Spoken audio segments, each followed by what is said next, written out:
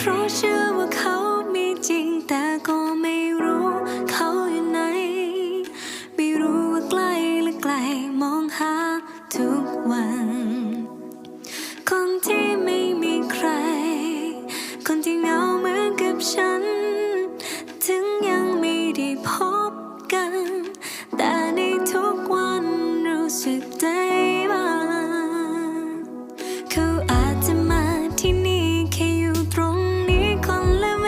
ลาเขาอาจจะเดินเข้ามาหลังจากที่ฉัน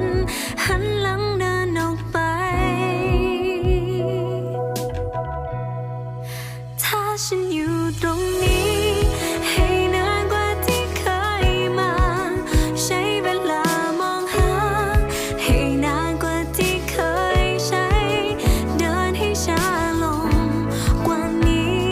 ในทุกที่ที่เคยไปมันจะเป็นไปได้ไหมที่จะได้พบใครคนนั้น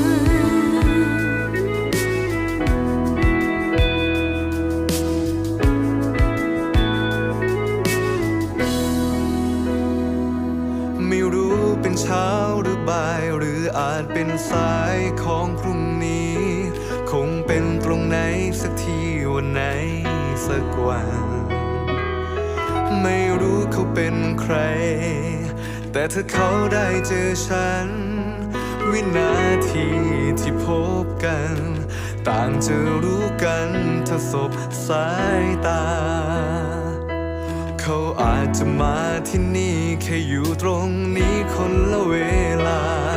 เขาอาจจะเดินเข้ามาหลังจากที่ฉันหันหลังเดินออกไปถ้าฉันอยู่ตรงนี้ให้นานกว่าที่เคยมาใช้เวลามองหาให้นานกว่าที่เคยใช้เดินให้ช้าลงกว่านี้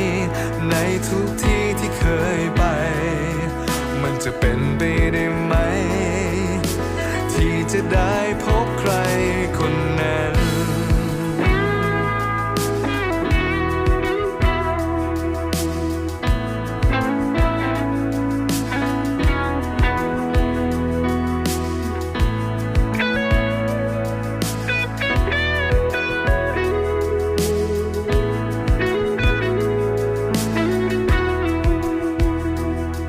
เขาอาจจะมาที่นี่แค่อยู่ตรงนี้คนละเวลาเขาอาจจะเดินเข้ามาหลังจากที่ฉันหันหลังเดินออกไปถ้าฉันอยู่ตรงนี้ให้นานกว่าที่เคยมาใช้เวลามองหาให้นานกว่าที่เคยใช้เดินให้ช้าลงกว่านี้ในทุกที่ที่เคยไป